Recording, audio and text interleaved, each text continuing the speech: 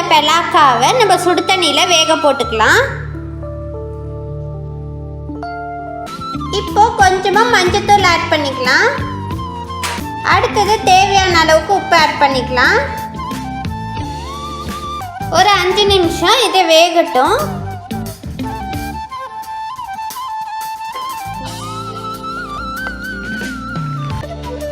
பாருங்க, பெலாக்கா நல்லா வெந்துருச்சு. இப்போ வாங்க அரைச்சிட்டு வந்துடலாம். நசுக்கிக்கிட்டு வந்துடலாம்.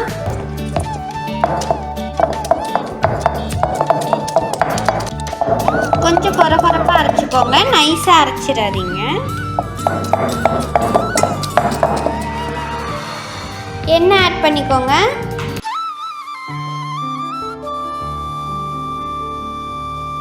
ஆட் பண்ணிக்கோங்க.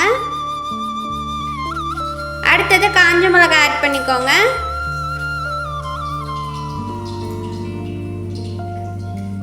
அதுக்கு அடுத்தது கடலைப்பருப்பு ஆட் பண்ணிக்கோங்க. உளுந்தம்பருப்பு ஆட் பண்ணிக்கோங்க.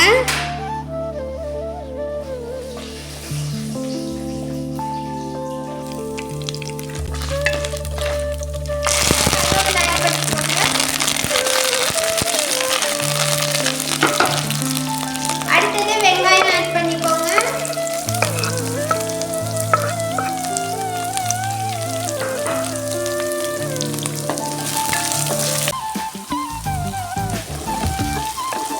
இப்போ தேங்காய் பூ ஆட் பண்ணிக்கலாம். இப்போ இந்த நசுக்கி வச்ச பெலாக் பிஞ்சை நம்ம ஆட் பண்ணிக்கலாம்.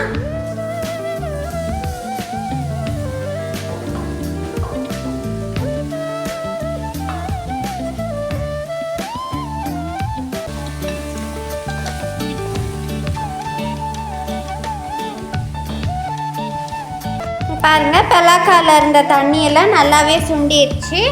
இப்போ வாங்க நம்ம எடுத்துக்கலாம். அவ்வளோதாங்க, இவ்வளோ நேரம் நம்ம எதிர்பார்த்துட்டு இருந்த பெலாக்கா பொரியல் ரெடி